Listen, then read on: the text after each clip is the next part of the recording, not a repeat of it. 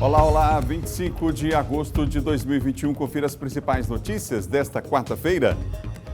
Você vai ver no Bom Dia, tripulante filipino que está em UTI na capital foi confirmado com Covid-19. Corrida marca o Dia do Soldado em Caxias. Em Imperatriz, assaltante que pulou muro para entrar em uma residência é baleado. No estúdio do Bom Dia, confira duas entrevistas, uma com o deputado federal Zé Carlos, do PT, e outra com o deputado estadual Adriano Sarney, presidente do Partido Verde. Fique ligado na TV Difusora e tenha um bom dia, Maranhão.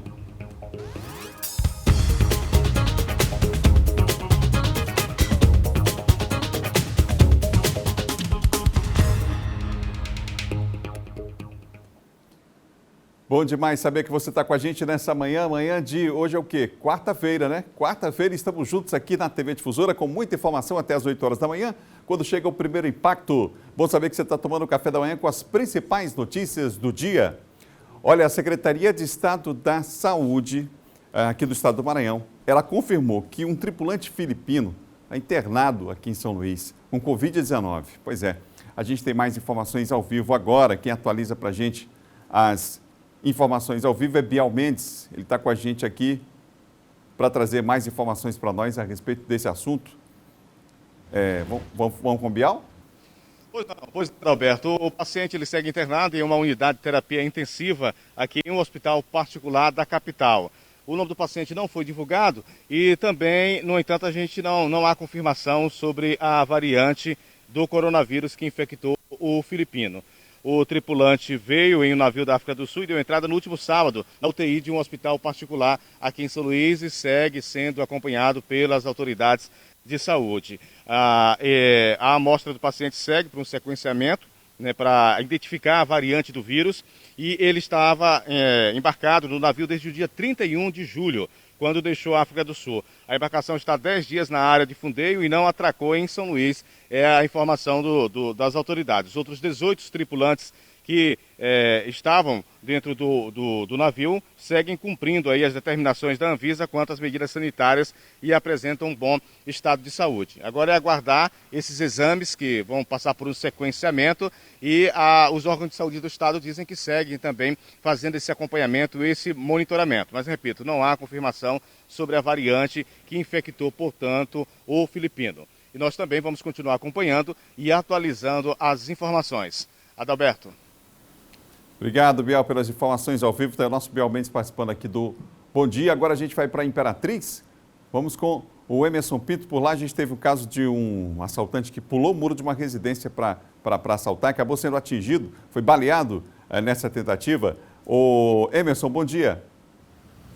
Bom dia, Adalberto. Bom dia a você que acompanha a nossa programação em todo o estado do Maranhão, também no nosso vizinho estado do Tocantins.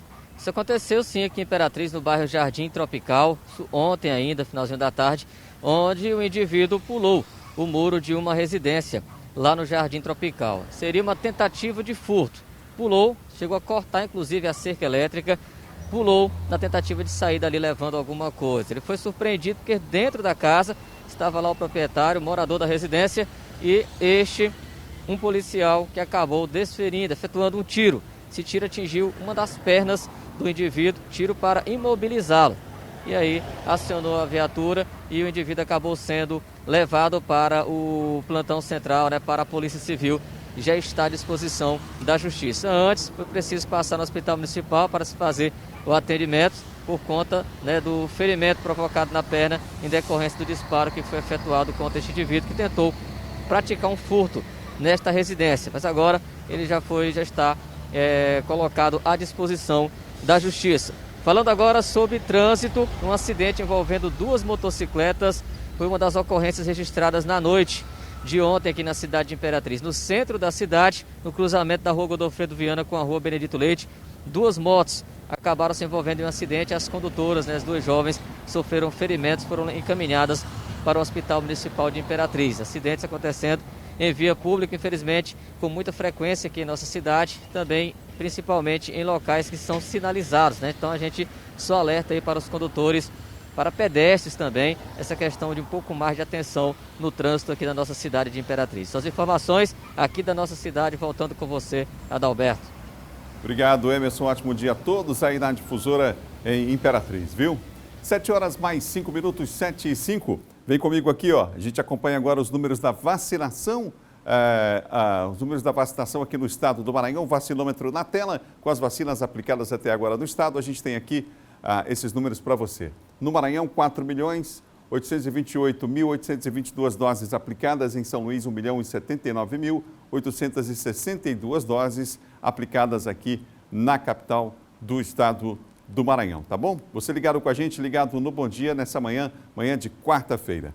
A gente acompanha agora os dados do último boletim epidemiológico divulgado pela Secretaria de Estado da Saúde, para a gente ter uma ideia geral aí do quadro da pandemia.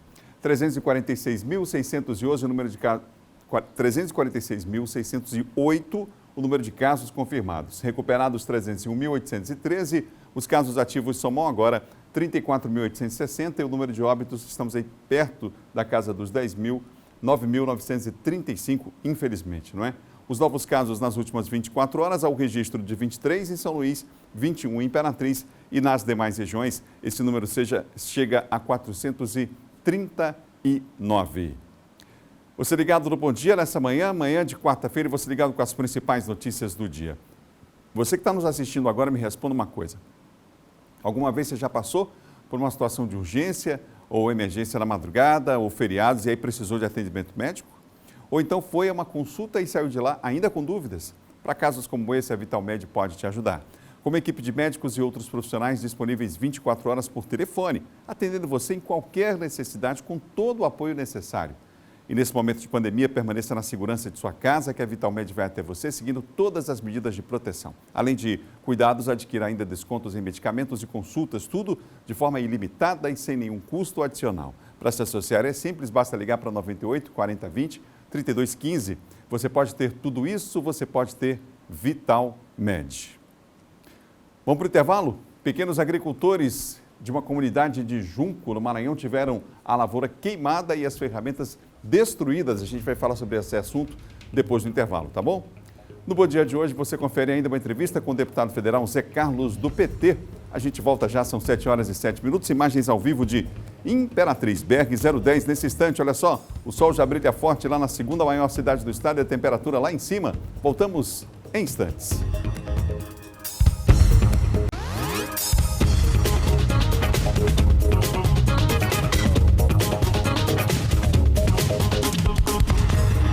São 7 horas mais 11 minutos, 7h11, você ligado aqui na TV Difusora.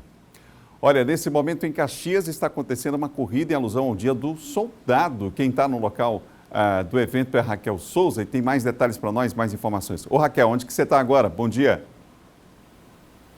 Olá, bom dia Adalberto, bom dia a todo mundo que acompanha a gente. Olha só, a corrida por aqui ainda não começou, mas o clima é de preparação e de muita expectativa em comemoração ao Dia do Soldado Brasileiro, né? Data aí em alusão ao nascimento do patrono do Exército Brasileiro, Marechal Luiz Alves de Lima e Silva, Duque de Caxias.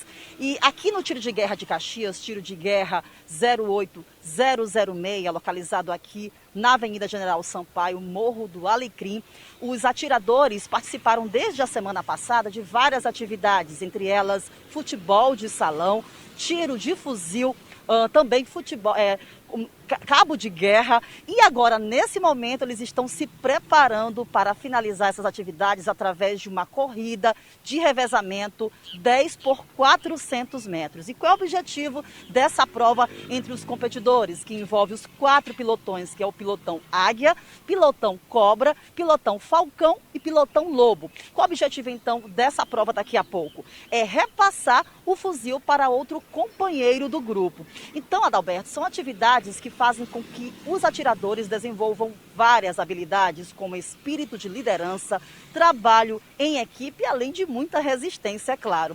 Isso faz também com que eles tenham uma certa vibração com a carreira militar. E faz também com que se tenha um melhor entrosamento entre, no caso, os atiradores, os instrutores e toda a equipe aqui que compõe o Tiro de Guerra de Caxias. E mais uma vez, lembrando, eles estão em clima de preparação.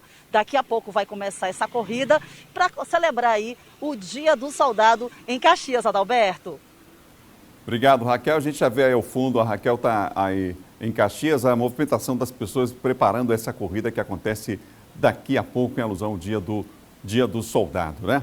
7h13, 7h13. Pequenos agricultores de uma comunidade de Junco do Maranhão tiveram a lavoura queimada e as ferramentas destruídas. Segundo a Federação dos Trabalhadores da Agricultura do Estado do Maranhão, o incêndio teria sido causado por pistoleiros que tentam expulsar os moradores da comunidade. Lavouras de arroz e materiais utilizados para a agricultura incendiados. Este é o cenário de uma região que vive em um intenso conflito agrário há mais de 10 anos. Esta é a ocorrência mais recente. Não é a primeira vez que os trabalhadores rurais perdem a produção em incêndios com características de crime. As terras ficam no município de Junco do Maranhão. Há 17 anos, 66 famílias moram em uma área de 2.250 hectares. O povoado Vilela, na Gleba Campina. Em 2010, a Associação de Trabalhadores Rurais pleiteou, junto ao ITERMA, a regularização fundiária. Foi desde então que os conflitos intensificaram. Em junho deste ano, Reginaldo Alves e Maria da Luz, um casal de trabalhadores rurais, foi encontrado morto na região. Este foi o 4º assassinato de trabalhadores rurais registrado na área. Essa situação vem se dando há muito tempo. Desde 2010, a federação já tem colocado denúncia no governo do estado, já temos dialogado com o ITERMA e o ITERMA até agora nada. De acordo com o assessor jurídico da FETAEMA, o Instituto de Colonização e Terras do Maranhão, o ITERMA, iniciou o processo de regularização fundiária. É evidentemente crônico, né, que já há quase 20 anos se desenrola, sem nenhuma capacidade de resolução por parte do Poder Judiciário, muito pelo contrário, as decisões agudizam o conflito, intensificam a violência, né?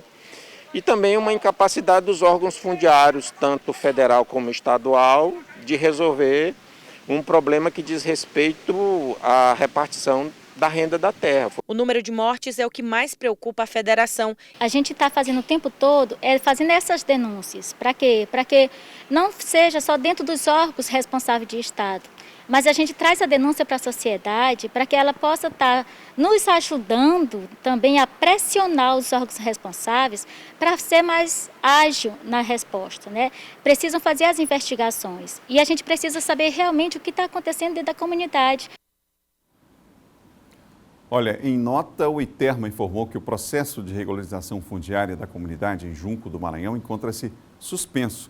Por conta do acirramento de tensões na área, o ITERMA solicitou junto ao Tribunal de Justiça do Maranhão celeridade do julgamento do processo judicial.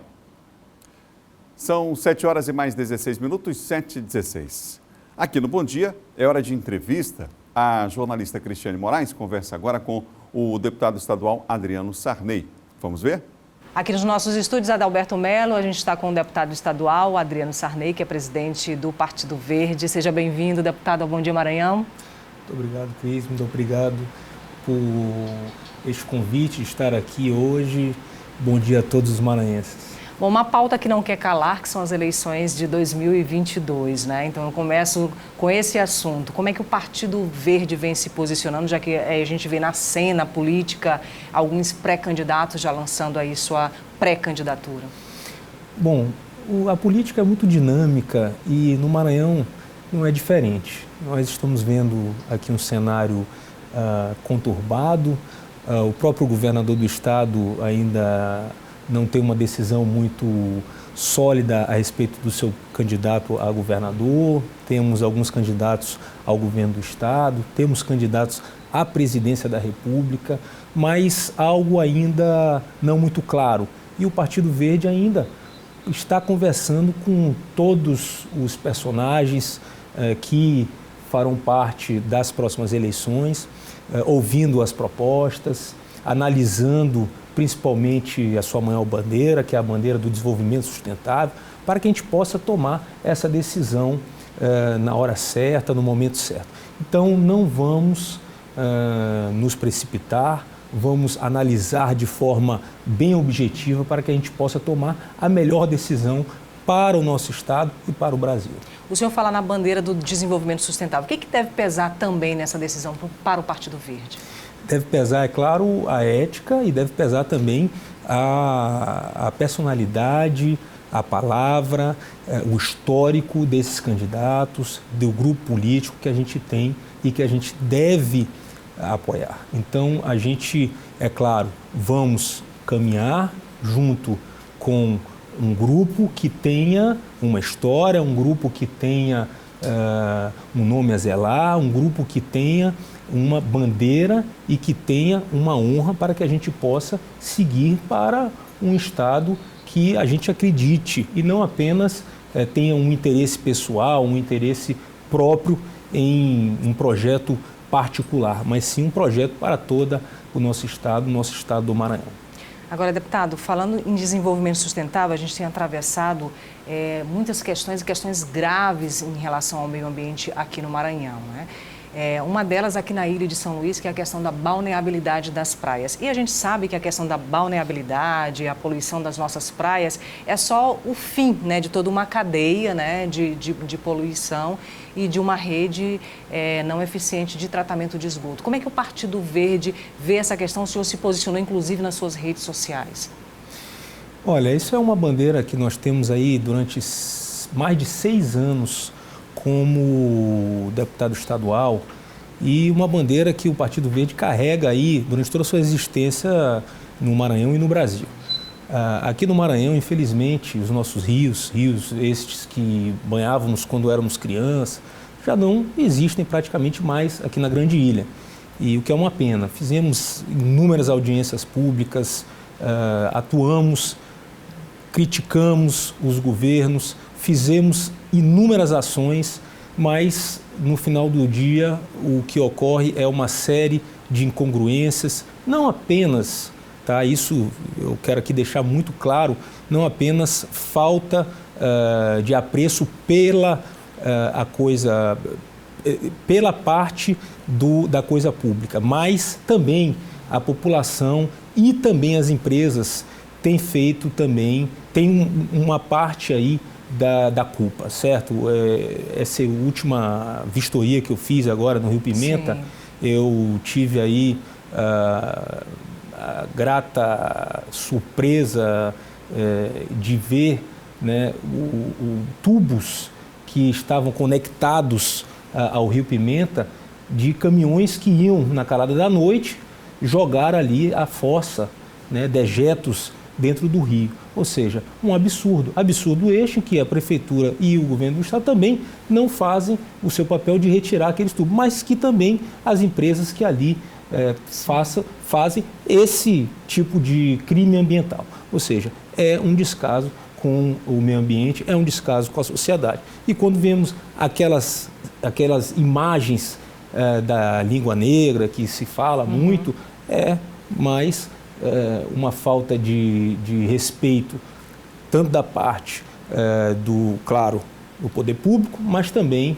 dessas empresas privadas e também da sociedade como um todo, que joga o lixo onde não deve ser jogado e faz com que esse tipo de, infelizmente, situação ocorra sem parar na nossa grande ilha. Quer dizer, o Ministério Público está acompanhando essa questão, a Assembleia também de perto, né?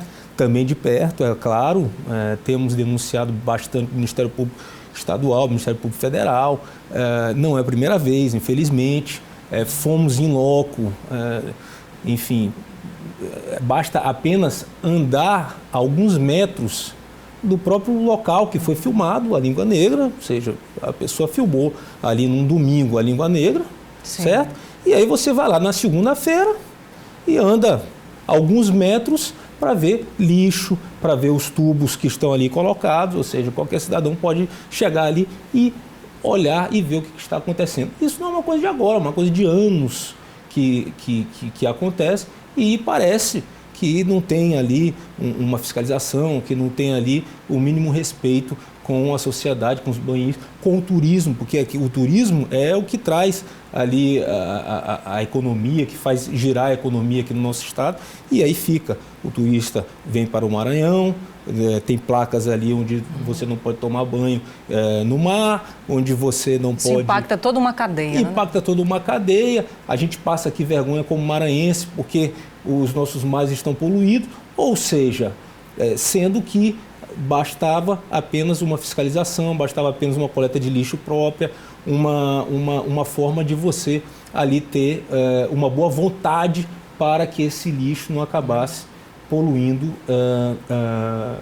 o mar e os rios, em primeiro lugar os rios e, por consequência, o mar da nossa grande ilha. Bom, a Assembleia ela teve um papel decisivo nesse período de pandemia, né, na aprovação de leis, de medidas aí para fazer com que a gente pudesse combater, né, o Covid-19. O senhor teve uma participação, né, pessoal efetiva nesse trabalho, né? Como é que foi isso? Explica para a gente aí. Tem a questão dos oxímetros, né, a distribuição de forma gratuita aí para a população. No ano passado, foi um ano que iniciou a pandemia, nós trabalhamos de forma remota e eu sou muito feliz em falar isso, que eu fui o deputado que mais aprovou, né, propostas e projetos de lei na Assembleia Legislativa, com muito orgulho. Um deles foi a aprovação de um projeto de lei, uma ideia de que todas as farmácias do estado do Maranhão têm a obrigação até hoje de fornecer a qualquer um que chegar na farmácia o oxímetro. O que é o oxímetro? O oxímetro é aquele aparelho pequenininho que você mede o nível de oxigênio que você tem. Então, se você estiver achando que você está com falta de oxigênio ou achando que você está com Covid, sim, você vai até uma farmácia e mede. Um dia desses eu tive uma denúncia de uma pessoa que falou que estava pagando R$5 para ir até uma farmácia. Para fazer essa medição da saturação, né? Para fazer a medição da saturação. Então eu falei para aquela pessoa que existe essa lei e essa lei ela não paga, que é de graça. Então você que está me ouvindo, você pode ir para qualquer farmácia, cobrar, se não tiver, denuncie, tá? O PROCON ou qualquer outro órgão, a defensoria, porque eles são obrigados a ter e de graça, certo? Então isso foi uma das leis que passamos, né? Dentre outras leis para beneficiar a população e tentar melhorar. Daqui para frente, agora, se Deus quiser, se essa fase que estamos passando for se acelerando, agora nossos projetos de lei vão ser focados mais na questão econômica para que a gente possa sair com mais, vamos dizer assim, não facilidade, porque estamos passando por um momento muito difícil socialmente, mas que a gente possa agora focar o nosso trabalho na questão econômica para que a gente possa melhorar aí a renda das pessoas que estão saindo, né, desse momento tão difícil que estamos passando, foi a Covid, que infelizmente piorou e muito a renda do maranhense, do brasileiro. Agora, deputado, eu não poderia deixar de lhe perguntar a respeito da questão da violência contra a mulher e das leis, né, que fazem com que as denúncias elas apareçam, né? É um mundo ainda muito silencioso, né, de mulheres que não denunciam. A gente ainda tem abordagens aí muito violentas e a gente tem um número que é absurdo já nesse primeiro semestre, muito maior do que no primeiro semestre do ano passado, de mulheres vítimas de feminicídio e de agressões, que esse é um número invisível que a gente não conhece por conta da falta de denúncia, né? O senhor tem projetos nesse sentido, né, em relação a assédio dentro dos ônibus e também em relação a relacionamentos abusivos também, né? Sim, isso é uma realidade, infelizmente, que piorou com a questão do Covid, né? Nós tivemos alguns projetos como, por exemplo, o aluguel para as pessoas que sofrem desse abuso, principalmente durante esse tempo de Covid, sim, certo? Nós temos um projeto de lei, como você mesmo acabou de dizer, que ele faz com que o governo do estado e também as forças de segurança possam regulamentar essa questão do abuso dentro do sistema de transporte estadual, ou seja, se uma pessoa é vítima de abuso dentro de um ônibus, ela pode alarmar, ela pode falar ao motorista, ou ela pode dizer que ela está sendo vítima de abuso. Naquele exato momento o ônibus é obrigado a parar, a chamar a polícia, a apertar um botão de emergência para que aquela pessoa seja acolhida, atendida, sim, naquele momento. Temos uma outra lei que trata exclusivamente sobre relacionamento abusivo. Isso ocorre demais, porque a maioria das vítimas, elas não conseguem se expressar, elas não conseguem dizer que elas são vítimas de um relacionamento abusivo. E para ser vítima de um relacionamento abusivo, você não precisa você não é apenas as pessoas que são agredidas fisicamente, elas podem ser também agredidas verbalmente, psicologicamente. Então, que isso fique muito claro, que uma vítima de uma agressão, de um relacionamento abusivo, ela não necessariamente precisa ser agredida fisicamente, mas de outras formas. Então isso se colocou muito claro nessa lei que está sendo aproveitada pelo Estado do Maranhão e que isso seja difundida para que todas as pessoas, não apenas as mulheres, mas também os homens que são vítimas de relacionamentos abusivos possam ter a ciência e que a gente possa ter uma vida de melhor qualidade. E a gente tem todo um aparato, a gente tem a Lei Maria da Penha, a gente tem uns instrumentos aí como a Casa da Mulher Brasileira, né, que precisam funcionar a contento para que essa mulher possa buscar essa ajuda. Deputado, muito obrigada pela sua presença aqui no Bom Dia Maranhão. Obrigado. Adalberto Melo. Obrigado, Cristiane, e ao deputado também pela entrevista. São 7h29, 7h29, e aí? Você já sabe da novidade? Te liga que a TVN agora tem telefonia móvel. É ligação ilimitada, SMS à vontade, uma internet rochedo para navegar em qualquer lugar. A TVN ficou ainda mais completa. E mais, hein? São planos controle a partir de R$ 49,90. É isso mesmo, planos controle a partir de R$ 49,90. Com o chip, que é o chip da TVN, você garante conexão e economia para o seu celular e toda a família. Te liga que a TVN agora tem telefonia móvel.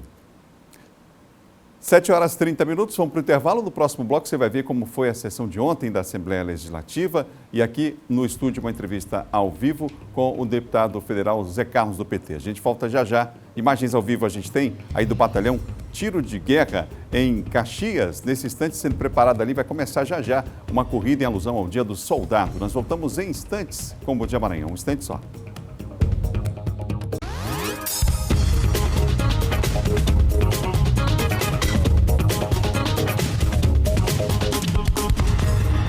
De volta, o Bom Dia Maranhão ao vivo para todo o estado, são 7h33. E olha só, gente, setembro está chegando e com ele o aniversário de São Luís, que esse ano vai completar 409 anos de muita história e tradição. É claro que nós não poderíamos deixar de comemorar, né? Vem aí o Amar São Luís, a homenagem do Sistema Difusor à nossa querida cidade. Programa super especial que vai mostrar as diversas nuances da Ilha do Amor através da história, cultura, gastronomia e lazer. O especial Amar São Luís vai ao ar no dia 8 de setembro em 2 horários, de 6 às 8 da manhã e de 11 até 1h30 da tarde, para celebrarmos juntos as raízes da nossa terra. Esperamos todos vocês para essa linda festa, hein? O Amar São Luís é um oferecimento da Equatorial pelo futuro todo dia. E Paladino Chocolates, uma mordida, uma paixão por São Luís. Amar São Luís, você faz a sua feliz cidade. 7h34. Na sessão de ontem na Assembleia, os parlamentares destacaram as ações de auxílio do governo do estado durante a pandemia da Covid-19. Vamos ver. O deputado Dr. Iglesio abriu os trabalhos na sessão desta terça na Assembleia, falando de um tema que vem sendo recorrentemente debatido no parlamento estadual, a questão da educação. O deputado se mostrou preocupado com a situação, principalmente da rede municipal de ensino no Maranhão. A gente tem que avançar no sentido de combater isso com o quê? Com mais professores em sala de aula, contratação emergencial para suprir esse déficit. É um problema muito sério, nós não podemos nos permitir, nesse momento, não ter o compromisso com essa geração. O auxílio já será concedido à categoria pela segunda vez, desde o início da pandemia. Recentemente foi sancionada a lei ainda que inclui taxistas, mototaxistas e motoristas de aplicativo no Mais Renda. E aqui na Assembleia nós aprovamos uma lei do Executivo que garantiu a inclusão desses profissionais, mototaxistas, taxistas e motoristas de app, no âmbito do programa Mais Renda, abrindo assim um caminho jurídico para que o governo possa acolhê-los e garantir outros benefícios mais. O resultado do orçamento participativo proposto pelo governo do estado também foi lembrado pelos deputados. O orçamento participativo, que é a oportunidade da população ser ouvida no que diz respeito a investimentos nas mais diversas áreas, o que garante o controle social. Entre as propostas mais votadas estão saúde, educação, infraestrutura, gestão e valorização do servidor. Nós aqui estamos representando a fala do povo. Então, o lógico é ouvirmos o que o povo quer. O povo que nos indica suas necessidades de escola, de saúde, na economia. Esse é o nosso grande papel. E todos os gestores e políticos que caminharem por essa seara terão sucesso nos seus mandatos e nas suas gestões. São 7h36. A diretoria da Agência Nacional de Energia Elétrica realizou ontem uma audiência pública para decidir o índice de reajuste da conta de luz no Maranhão. A previsão de aumento era inicialmente 6,11%, mas após a articulação do senador Everton, o aumento caiu para 1,69% para o consumidor residencial. A média de reajuste no restante do Brasil é de 8%. A Agência Nacional de Energia Elétrica terminou agora há pouco sua audiência, onde ficou fixado a taxa de porcentagem do aumento da conta. O Brasil todo, a média está sendo de 8%. Nós conseguimos reduzir para 1,69% para o consumidor residencial e a média geral para 2,79%. Então a média do Maranhão vai ser 2,79%, porque um pouquinho a mais para alta tensão e um pouquinho a menos para baixa tensão. Os domicílios será 1,69%. São 7h37 aqui no estúdio. Eu recebo o deputado federal Zé Carlos da Caixa, do Partido dos Trabalhadores. Deputado, bom dia, é um prazer tê-lo aqui. Bom dia a todos que nos ouvem. Bom dia, Mariel, nesse momento. Bom dia a você, Adalberto. Bom dia, Diego. É um prazer estar aqui com vocês. Nessa entrevista, eu conto com a participação aqui do John Coutrin. Deputado, o senhor faz parte da frente parlamentar da Eletronorte. A gente tem visto aí um esforço grande do governo federal em relação à privatização, né, de várias instituições públicas. Como é que o senhor tem acompanhado esse debate lá e como é que tem sido esse esforço também gigante por parte dos parlamentares que entendem que esse não é o caminho para o Brasil? Esse é o grande desafio hoje. Um dos grandes desafios que passa pelo Congresso é exatamente a desconstrução do Estado brasileiro pelo governo Bolsonaro. As privatizações de instituições estratégicas para nós, como é o caso da Eletrobras, da Eletronorte, Energia Elétrica. Para ter um exemplo, o governo americano, quem controla o sistema nos Estados Unidos é o governo americano, não é nenhuma outra empresa, pela importância que ela é. Mas o governo Bolsonaro pretende realmente pagar essa conta dessa sua eleição com o capital financeiro internacional. Então pretende vender os nossos patrimônios, aquilo que nos resta de estratégico, como mais recentemente os Correios, privatização dos Correios, que é estratégico para qualquer país, os Correios. Esse é um debate muito grande. Temos lutado muito em relação a isso. A Frente Parlamentar em Defesa dos Bancos Públicos, da qual eu coordeno, o senador Everton é um dos componentes, tanto ela como também da Eletronorte.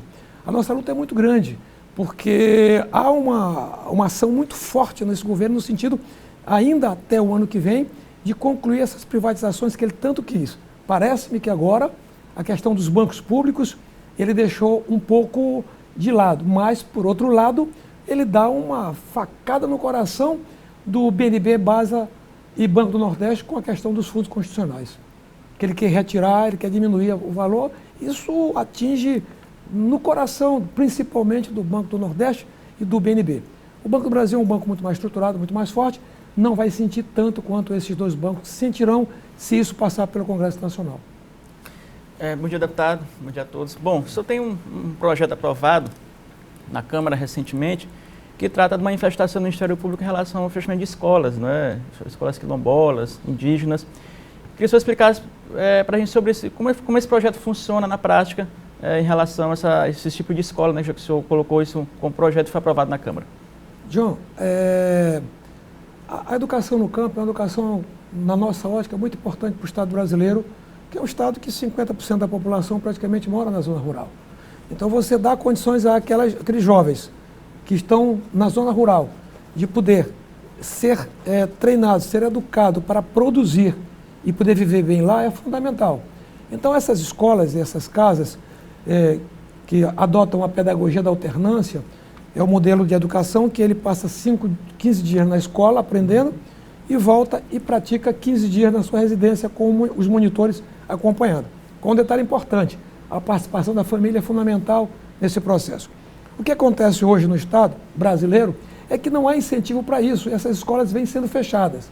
A legislação estabelece parâmetros para que elas sejam fechadas, mas parâmetros extremamente susceptíveis. Por exemplo, um diagnóstico feito pela prefeitura, não é? Um parecer, não é? E não tem um órgão muito mais independente que possa nos dizer se aquilo é um ato político, é um ato de desleixo, porque não acredita, ou é um ato necessário. Então nós estamos acrescentando na legislação de que para que essa escola seja fechada, o Ministério Público tem que ser ouvido. Porque aí nós temos mais confiança de que se ele disser que não deve ser fechada porque as justificativas não procedem, ela não será fechada. Deputado, o senhor faz parte da subcomissão de trabalho e também de agricultura. E no caso do trabalho, quer dizer, a gente está ainda se habituando a uma reforma que foi feita recentemente, já está em discussão uma outra reforma, retirando inclusive direitos dos trabalhadores ainda mais. Como é que o senhor tem acompanhado esse debate lá em Brasília? Essa é uma das maiores preocupações, tem muitas na Câmara, mas a PEC 32, que trata dessa reforma administrativa, que não é uma reforma administrativa. Na realidade, ela ataca a Constituição brasileira. E ela tem vários pontos que nós discordamos. O primeiro deles, por exemplo, para não me delongar por detalhes, é que ela diz que ela vai combater privilégios. Ela não combate privilégio nenhum, porque ela nem sequer trata da questão dos subsalários, dos supersalários. Ela lá não está disposto, não está incluído, por exemplo, o Ministério Público, o Judiciário, não é? Que é onde tem os tribunais de contas, onde tem os supersalários. Estão todo mundo de fora. Então, na realidade, é uma falácia dizer, né, que ela vai atacar privilégio na Constituição.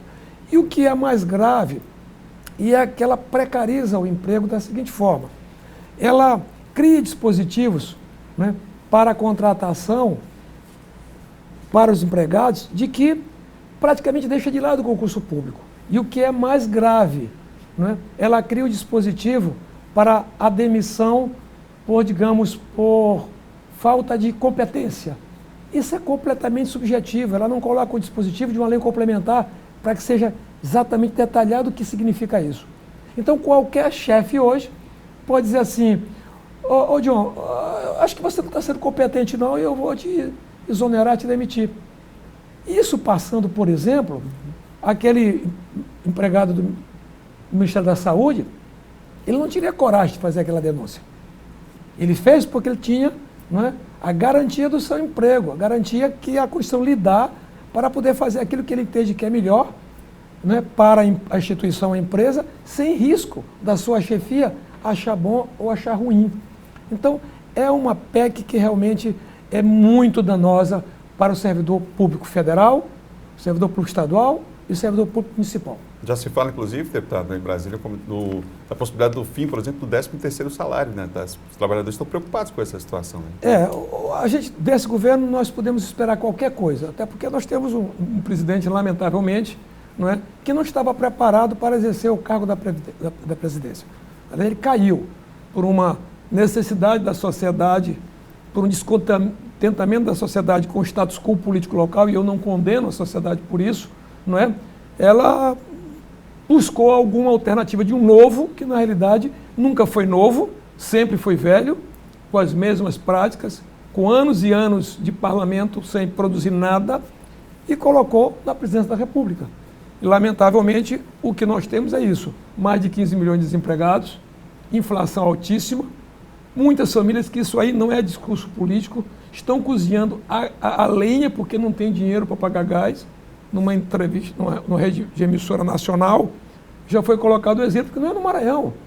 Foi no estado mais rico do que o nosso, utilizando o fogo a lenha para poder evitar a compra do gás, porque está muito caro. E aqueles que não podem sequer comprar o gás, né? Então, desemprego, inflação alta, sem capacidade de investimento do Estado. Por exemplo, as habitações. Era um programa que tinha que ser imediatamente retomado, porque emprega, né, a massificação da nossa mão de obra média para baixo desqualificada, que dá garantia para os mais humildes de colocar pelo menos 3 refeições dignas na mesa todo dia. E isso não há investimento. É crises políticas, uma em cima da outra, recorrente, né? Um embate muito grande e o país não anda.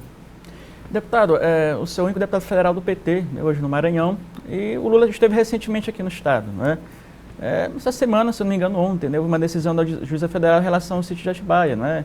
Que, mais uma vez, acaba beneficiando o ex-presidente Lula e colocando aí, né, com possibilidade de ser candidato a presidente da República. Eu queria saber do senhor se o senhor acredita que o ex-presidente Lula será candidato, né, no Partido dos Trabalhadores, se o senhor defende a candidatura dele, e como também trabalhar nesse arco de aliança, já que o presidente, quando esteve aqui no estado do Maranhão, disse que é necessário, né, não conversar só com a esquerda, mas conversar também com os partidos de centro, não é, que hoje a maioria estão formando a base do presidente Bolsonaro. Então, você acha que é necessário que se valem, que amplie esse diálogo, além da esquerda, que o PT forme aliança também com os partidos em torno da candidatura do Lula? Eu não tenho dúvida disso. Embora o Lula diga que ele está visitando o Brasil, tentando discutir alternativas para nós sairmos dessa crise, e é verdade isso, não é? Mas nós aqui acreditamos que ele precisa ser candidato, não é? O Lula demonstrou nos seus 2 governos, eu falo dos 2 governos de Lula, não é? Aonde nós tivemos um crescimento bom, aonde nós geramos muitos empregos, saímos do mapa da fome, não é? E isso depois dos 2 governos dele foi perdendo e hoje está a crise que está. Então o Lula, na nossa opinião, precisa ser candidato. Agora, obviamente, ele precisa fazer o que fez também no governo dele. Ele precisa abrir o leque de diálogo com todos os partidos que queiram, né, ajudar a reconstruir o país. Independente de que sejam de esquerda, de extrema esquerda, de centro, né, de centro-direita. Obviamente, os de extrema-direita é mais difícil você tratar essa questão. Mas nós acreditamos que essa caminhada pelo Brasil vai lhe dar condições de enxergar e discutir com todos os partidos e fazer uma frente ampla que queira realmente tirar esse país da crise. Certo. Aí dentro dessa perspectiva, deputado, eu perguntei isso, né, para tratar do Maranhão também, né? O presidente esteve aqui, Adalberto, e ele não declarou, né, o PT só disse que o PT talvez não tenha candidatura própria, mas que deve apoiar um candidato. Eu queria saber da visão do senhor, não é? O que o senhor acha, qual o melhor caminho para o PT hoje no estado do Maranhão em relação às candidaturas já postas e colocadas? Essa é uma pergunta muito difícil, né? Dificílima, característica sua como jornalista, né? Mas eu te digo o seguinte, uma coisa é inconteste, o governador Flávio Dino é a maior liderança política do estado do Maranhão, sem conteste. A base aliada da qual o partido que nós pertencemos tem 3, 4 pré-candidatos já colocados. O senador Everton Rocha, uma grande liderança nacional, vem fazendo um excelente trabalho no Congresso Nacional, é um aliado nosso na luta contra a privatização dos bancos, contra a privatização dos Correios, contra a privatização da Eletronorte, contra a privatização do Estado brasileiro. É um candidato fortíssimo. Por outro lado, o vice-governador Brandão é um outro candidato que estará no governo a partir do ano que vem e é um fortíssimo candidato também. São 2 grandes candidatos aqui. Tem também o secretário Simplício e também tem aí o Maranhãozinho, que também são pré-candidatos com toda legitimidade, estão colocados. O grande desafio do governador é conseguir uma união, uma saída, não é, e que haja um consenso dessa base para disputar com a oposição e não rachar o governo. Esse é o grande impasse nesse momento. O que nós torcemos do PT é que haja esse entendimento. O presidente Lula, com certeza, trouxe para si essa decisão, ela não está mais aqui no âmbito do governo da nossa direção estadual, hoje ela é claramente colocada como uma decisão da direção nacional, da direção nacional, do DN nacional, e obviamente está aguardando o governador Flávio Dino conseguir essa união para que a gente possa sair para uma eleição para concorrer com um candidato contra a oposição nossa, e não estarmos rachados, porque aí fica uma situação muito difícil, fica uma interrogação como que nós vamos proceder um pouco lá na frente. Conversamos aqui ao vivo no Bom Dia Maranhão com o deputado Zé Carlos da Caixa, do Partido dos Trabalhadores. Deputado, obrigado pela entrevista aqui ao vivo para todo o Maranhão. Obrigado, Alberto. Obrigado, João. Mais uma vez, é um prazer estar aqui com vocês, sempre à disposição. Obrigado também, João, pela participação. Bom Dia Maranhão termina agora. Outras notícias você tem no portal M10. Fique ligado aqui na nossa programação. Lembrando que está chegando aí o aniversário de São Luís e a gente tem um programa especial para você.